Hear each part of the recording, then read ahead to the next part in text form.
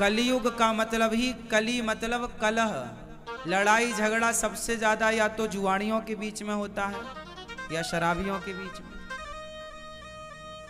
ये शराब पीने वाला क्या करता है, अपनी माँ की आरती थोड़ी उतारता है, माँ को गालियां देता है। पत्नी का आदर थोड़ी करता है, पत्नी के मंगलसूत्र को बेच देता है। हाँ या ना?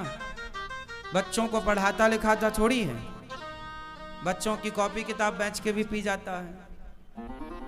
अभी कल मुझे एक दादी अम्मा मिल गई, 2 बच्चे लिए थी, एक लड़की थी एक लड़का था। बोले महाराज हमारा बेटा है, ये छोटे छोटे बच्चे हैं, इनकी माँ तो बचपन में ही गुजर गई।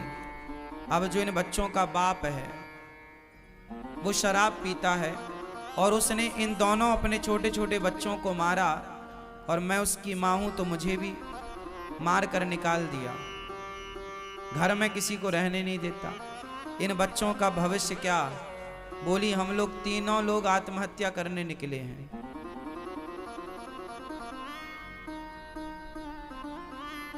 शराबी इस तरह से प्रताड़ित करता है ना अपनी माँ को, अपने बच्चों को, अपनी पत्नी को। फिर मैंने माँ को समझाया कि माँ जैसे पढ़ाओ लिखाओ इन बच्चों को, आप समझदार हो, आपके जब तक हाथ पांव चल रहे हैं आप करो कुछ। आत्महत्या करना किसी समस्या का समाधान नहीं होता। समझाया, उसके बाद वो माँ चली गई। कहने का तात्पर्य तो यही हुआ कि शराबी अपने परिवार को कितना प्रताड़ित करता है ये तो शराबी का परिवार ही जानता होगा। क्यों जी? शराबी की पत्नी कितनी दुखी है ये तो वही जान सकती है। जिसके पांव में विमाई फटी ही नहीं वो पीर पराई क्या जाने, और जिसने बेटी को जन्म दिया ही नहीं वो बेटी की विदाई क्या जाने। कई बार ऐसा होता है कि हम दूसरों का दुख नहीं जान पाते, दूसरा आदमी कितना दुखी है उसके दुख का हम अंदाजा भी नहीं लगा पाते। क्यों? तो शराब समाज को कितना दुखी करती है, बोलो हाँ। इसलिए आप लोगों से मेरी विनती हाथ जोड़कर है, मेरे नौजवान दोस्तों भाइयों से, शराब ना पिया करो। तुम्हारी पत्नी, तुम्हारे बच्चे, तुम्हारी माँ बड़ी दुखी रहती है। तुम तो पीकर नशे में पड़े हो, पर जो पत्नी तुम्हारे लिए अपनी माँ, अपना पिता, अपना परिवार छोड़े बैठी है, थोड़ी उसकी खुशी का भी तो ख्याल रखो। उन बच्चों का भी ख्याल रखो जो अभी छोटे हैं, जिनको पिता के प्यार की, माँ के प्यार की जरूरत है, शिक्षा की जरूरत है। एक शराबी हो जाए ना घर में तो पूरा परिवार प्रभावित होता है उस एक के कारण। बोलो हाँ। शराब बहुत भयंकर होती है, इसलिए शराब पीना चाहिए क्या? शराब अच्छी हो, यदि आपके हिसाब से शराब अच्छी है तो फिर अपने बच्चों को भी पिलाना, और शराब बुरी है तो हाथ जोड़ के कहता हूं आप कभी मत पीना, क्योंकि ये सब बर्बाद कर देती है।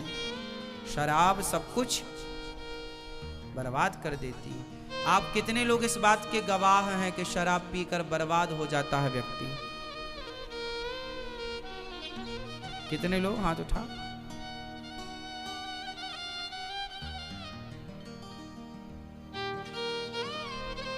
लाखों लोग तो बर्बाद हो चुके है ना। कई एकड़ जमीन जायदाद थी जिनकी, वो भी बेच बेच के शराब में बर्बाद कर गए। अब उनकी औलाद भीख मांगने पर मजबूर है। ऐसा भी समाज में देखने को मिला है। क्यों जी ऐसा होता है? बिल्कुल होता है। शराब पीना बुरी बात है ना कि अच्छी बात है? बुरी बात है। लेकिन आप लोग टीवी देखते हैं, मूवियां देखते हैं, पिक्चरें देखते हैं। आजकल पिक्चरों में शराब पीने का सीन होता है।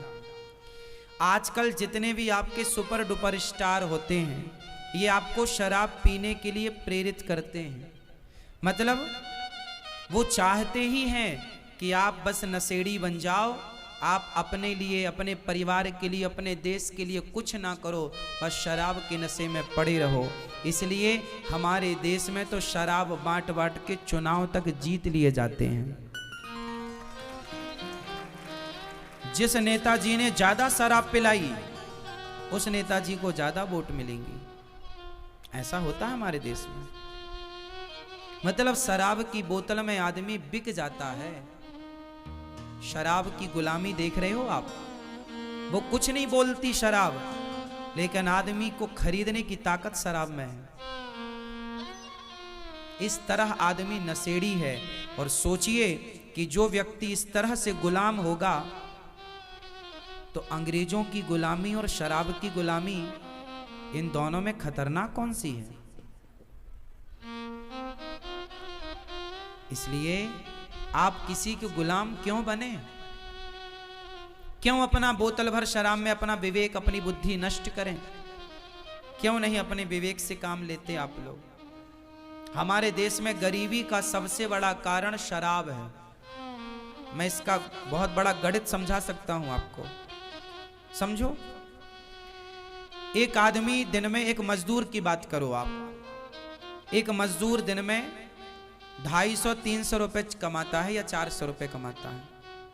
400 रुपए कमाता है, जिसमें कि वो 100-150 रुपए की शराब पी लेता है। हाँ या ना? दिन भर काम करेगा, शाम को 300 रुपए या 400 रुपए मिलेगा, तो घर जाने के पहले एक बोतल वो शराब पी लेता है। और घर जाता है तो शराब के नशे में जाता है। सबकी बात नहीं कर रहा हूं मैं, कुछ लोगों की। अब उसको 100 रुपए की शराब यदि रोज पीता है, तो महीने के 3000 हुए कि नहीं? क्यों जी, हो गए क्या? गणित सही है हमारी? 30 दिन का कितना हुआ? 3000 हो गए क्या? हो गए। अब बताओ कि जो 3000 रुपए वो शराब में खर्च कर रहा है महीने में, 3000 वो अच्छे स्कूल को देता तो उसका बच्चा अच्छी शिक्षा प्राप्त कर पाता। उसके बच्चे को मजदूरी ना करनी पड़ती। वो मजदूर है, चलो कोई बात नहीं, पर अपने बच्चों को तो पढ़ा लिखा कर इतना योग्य बनाओ कि उन्हें किसी के द्वार पर हाथ ना फैलाना पड़े। तो खुद भी मजदूरी करता है और फिर शराब पी कर के पैसे बर्बाद करता है। बीमार पड़ जाता है तो फिर बच्चों से कहता अब तुम कमा कर लाओ। तो बच्चों को आपने ना पढ़ाया ना योग्य बनाया, तो फिर वो मजदूरी ही करेंगे। तो उनके बच्चे फिर मजदूरी करने के लिए मजबूर होते हैं। फिर उनके साथ धीरे धीरे जब बाप शराब पी के ऐसा हुआ, तो उनके बच्चे भी फिर वो सोचते हैं हम भी शराब पिएं। इसलिए हमारे देश में गरीबी की जड़, यदि हर पिता पैसे कमाकर, मजदूर भी पैसे कमाकर यदि उसे सही जगह पर खर्च करे, अपने बच्चों की पढ़ाई लिखाई में, अपने लिए घर बनाए, अपनी ज़रूरतें पूरी करे और 2 पैसा बचा के अपने भविष्य के लिए रखे, तो बताओ गरीबी समाप्त हो जाएगी? उसकी होगी। भारत के प्रत्येक व्यक्ति की गरीबी जब मिटेगी, तब भारत देश की गरीबी मिट जाएगी। और इसके लिए आपको विचारवान होना पड़ेगा, पैसे का सदुपयोग करना पड़ेगा। शराब, आज बड़ी बड़ी पिक्चर बनाने वाले सुपर डुपर स्टार वो आपको शराबी बना रहे हैं। हमारे देश का दुर्भाग्य बताएं क्या है? दुर्भाग्य ये है मेरी मां कि आज यहां पर कोई अच्छी बात आपको बताए, आपके बच्चों को सही राह बताए, तो आप उसे कहते हैं कि ये ठग रहे हैं, लूट रहे हैं। और आपको कोई गलत बात बताए तो आप उनकी जय जयकार करते हुए उन्हें सुपर डुपर स्टार बना रहे हैं। अब देखो ना, आपके कितने सुपर डुपर स्टार ऐसे हैं जो गुटखे का प्रचार करते हैं, जो शराब का प्रचार करते हैं, जो जुए का प्रचार करते हैं। जंगली रमी ऐप डाउनलोड करा रहे हैं कि नहीं? वो जुए का प्रचार कर रहे हैं। कौन? आपके सुपर डुपर स्टार जो पिक्चर बनाने वाले लोग हैं, हाँ या ना? जुए का प्रचार कर रहे हैं ना? मैं किस किस का नाम लूं? नाम सबके पता है, पर क्या बताना आप समझ लो। जुए का प्रचार सुपर डुपर स्टार करते हैं, मतलब वो क्या चाहते हैं कि आपके बच्चे जुआ खेलें। वो शराब का प्रचार करते हैं सुपर डुपर स्टार लोग। पिक्चर क्या बनाते हैं? मुझे पीने का शौक नहीं, पीता हूं गम भुलाने को। इससे तो आदमी शराबी बनेगा कि भाई गम किसके पास नहीं है। तो अच्छा खासा आदमी, आजकल तो स्त्रियां भी पीने लग गई क्योंकि वो भी गम में है। वो गाना सुन ली कि मुझे पीने का शौक थोड़ी था, वो तो गम भुलाने को पी रही हूं। तो आज तो स्त्रियां भी, कुछ स्त्रियां भी शराब की दुकान में खड़ी नजर आ रही हैं, क्योंकि उनको भी तो गम है। जीना अगर जरूरी है तो पीना बहुत जरूरी है, ऐसे गाने हैं। माना जी कसूर हुआ, मैं नशे में चूर हुआ, मुझको होश में ना लाना, क्योंकि जीना अगर जरूरी है तो, ये गाने बना रहे हैं। इससे इन बच्चों में क्या, अब ये छोटा बच्चा गाना सुनने लग जाए, मुझे पीने का शौक नहीं, पीता हूं, तो वो पूछेगा ना क्या पीने का शौक नहीं है, ये कौन से क्या पीने की बात कर रहा है। वो बच्चों को तो क्लिक करेगी ना बात, थोड़ा होश आएगा तो वो भी फॉलो करेंगे कि हम भी पिए। तो आज के सुपर डुपर स्टार क्या कह रहे हैं? दाने दाने में केसर का दम। आपके बच्चों को क्या कहा जा रहा? दाने दाने में केसर का दम। इससे क्या होगा? आपके बच्चे शराब पीने वाले बने, वो ऐसा चाह रहे हैं। आपके बच्चे गुटखा खा रहे हैं, वो लोग ऐसा चाह रहे हैं कि गुटखा खाएंगे तो गुटखा बिकेगा, और बिकेगा तो उनको गुटखे का प्रचारक बनाया गया है। कोई फ्री में थोड़ी बने हैं वो प्रचारक। अब दाने दाने में केसर का दम, 3 लोगों ने प्रचार किया है इस गुटखे का, और तीनों सुपर डुपर स्टार हैं। और ये वही लोग हैं। क्या इन लोगों के पास पैसे की कमी थी साहब? कभी मिले तो पूछना, क्यों भैया आपके पास पैसे की कमी थी क्या, जो आपको गुटखे का प्रचार करके पैसा कमाना पड़ा? तुमसे अच्छी तो वैश्या है, वो शरीर तो बेच देती है, लेकिन वो अपने ईमान को नहीं बेचती। वो अपनी मजबूरी में कुछ भी करे, लेकिन वो किसी को प्रेरित नहीं करती कि भाई तुम वैश्यागामी बनो। और ये तो टीवी पे आकर रोज प्रेरित कर रहे हैं, दाने दाने में केसर का दम, मतलब आपको प्रेरित कर रहे हैं कि गुटखा खाओ।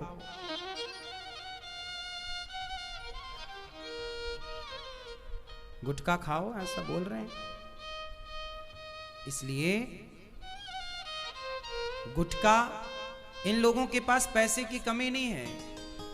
गुटखे के प्रचार में इन्हें 5-5, 10-10 करोड़ रुपए मिले होंगे, या 50 करोड़ भी मिले होंगे, मुझे आइडिया नहीं है। लेकिन पैसों के लिए अपना ईमान बेच देना सही है? कोई मुझे 5,000 करोड़ दे, कहे अनिरुद्धाचार्य जी आप इस गुटखे का प्रचार करिए, 1 लाख करोड़ नहीं साहब, पूरी दुनिया की दौलत देगा तो भी मैं अपने अनुयायियों को, भक्तों को गलत राह नहीं बता सकता। ये मेरे धर्म के विपरीत है, खिलाफ है। कोई आप पर विश्वास करता है तो क्या आप उसको गलत राह बताएंगे? बोलो बोलो हाँ या ना। तो इन लोगों पर लोगों ने पिक्चरों के माध्यम से विश्वास किया कि भाई ये लोग जो करेंगे अच्छा करेंगे, पर ये तो आपको गुटखा खाना सिखा रहे हैं। क्यों जी, सीखे के नहीं कुछ खाने भी लगे हैं। आज 100 में से 95 बच्चे गुटखा खाते हैं, छोटे छोटे बच्चे गुटखा खाते हैं। बोलो हाँ, छोटे छोटे बच्चे। और गुटखा खाने वालों के साथ ऐसी स्थिति है कि आप उनके सामने बैठ जाएं तो आधा तो आपका मुंह भिड़ा देते हैं, छपेड़ देते हैं गुटखे से।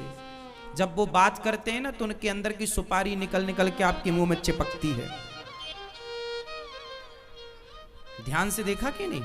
इसलिए गुटखा खाने वालों से ना उचित दूरी बना के बात किया करिए, नहीं वो उनके अंदर का गुटखा आपके अंदर आ जाएगा। हाँ या ना? सही कि गलत है? बिल्कुल।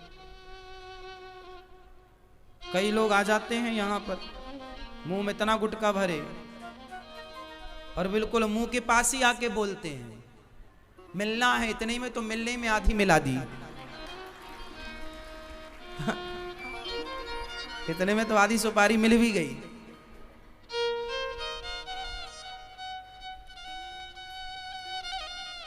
है ना? हमें तो गुटखा उटखा खाने वालों से डर लगता है।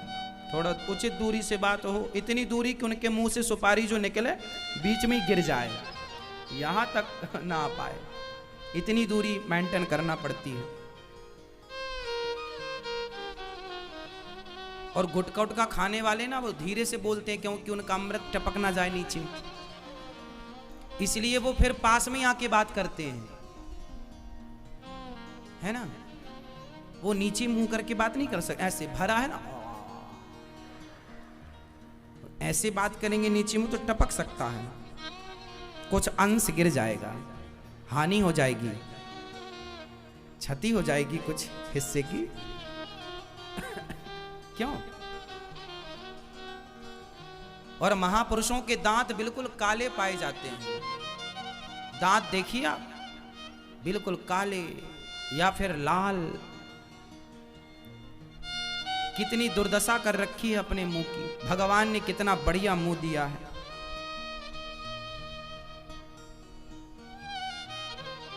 जिस मुंह में राम का नाम होना चाहिए उस मुख में देखो क्या क्या भरते हैं। तो आप सावधान रहिए उन सुपर डुपर स्टारों से जो आपके घर में घुसकर आपकी संतानों को गलत राह, अब जो गलत दिखा रहे हैं आप उन्हें सुपर डुपर स्टार कहते हैं, और हम जैसे लोग आपको सही राह बताएं तो लोग संतों को उंगली उठाते हुए कहते हैं ये बाबा लोग तो पाखंडी हैं, ढोंगी हैं, ये हैं। संतों का अपमान होता है और उन लोगों का सम्मान जो खुलेआम गलत का प्रचार कर रहे हैं। संडे हो या मंडे, ये अंडे का प्रचार किसने किया था? बोलो, किसने किया था? जरा बता। नहीं पता? आप लोग बहुत भुलक्कड़ हैं? हम नहीं भूलते। टीवी पर एक टाइम पर यह भी ऐड आता था, संडे हो या मंडे, अंडे का प्रचार है। इसलिए अब वो लोग अंडे का आपको प्रचार कर रहे हैं। अंडे खाने वाले का धर्म क्या है? अंडे खाने वाला, मांस खाने वाला धर्मात्मा हो सकता है क्या? मुर्गी की टांग चूसने वाला धर्मात्मा हो सकता है क्या? अरे जो धर्मात्मा होगा वो किसी जीव की हत्या ही नहीं करेगा। जो कर रहा है वो धर्मात्मा कैसे है? हमारा धर्म तो ये कहता था कि हम चींटियों को भी, तुम्हारी दादी अम्मा आटा डालती थी, चींटी की भी हत्या ना हो, पक्षी को दाना। हमारे देश में एक राजा हुए हैं शिवी, उनकी गोद में एक कबूतर आकर गिरा। बहेली आया, बोला महाराज ये हमारा कबूतर है, हम जंगल से पकड़ कर लाए हैं और इसे हम खाएंगे पकाकर। राजा बोला देखो ये मेरी गोद में आया है, इसे अब तुम मार नहीं सकते क्योंकि मारने वाले से बचाने वाला बड़ा होता है। ये कबूतर मेरी गोद में आया है, जिसकी रक्षा करना मेरा धर्म है। बहेलिया बोला महाराज आप राजा हैं पर वो मेरा कबूतर है, मेरे पिंजरे से उड़ गया, आपकी गोद में गिरा, दो मेरा कबूतर। राजा बोले तुझे कबूतर का मांस चाहिए ना, मैं तुझे कबूतर के वजन का मांस दे दूं तो? हाँ हाँ चलेगा। अब आप कहां से मांस लाएंगे? राजा मांस लाने के लिए किसी को तो मारना पड़ेगा, आप किसी का भी लाएंगे तो मारना ही पड़ेगा। राजा बोले इतने धर्मात्मा राजा थे, बोले मैं किसी की हत्या नहीं करता, तो कहां से लाएंगे मांस? बोले मैं अपना दूंगा। एक तराजू बांधी गई, तराजू के एक पलड़े पर कबूतर को बिठाया गया कि इसके वजन का मांस बहेलिया को इसको देना। तो राजा ने अपनी जंघाओं का, जांघ का मांस काट के तराजू में रखा तलवार से, पर कबूतर थोड़ा भारी था। दूसरी जांघ का मांस रखा, पता नहीं कबूतर कैसा मायावी था, फिर भी वजन कबूतर का ज्यादा, बराबर नहीं हुआ। सारी सभा लगी है, सारी दुनिया देवता देख रहे हैं कि वाह ऐसा राजा कि कबूतर के प्राणों की रक्षा के लिए अपने शरीर का मांस चढ़ाए जा रहा है। राजा ने अपनी छाती का मांस काट करके रखा तलवार से, फिर भी उसका वजन ज्यादा। राजा ने अपना एक पांव काट दिया, पूरा पांव रखा, फिर भी कबूतर का वजन ज्यादा। दूसरा पांव रख दिया,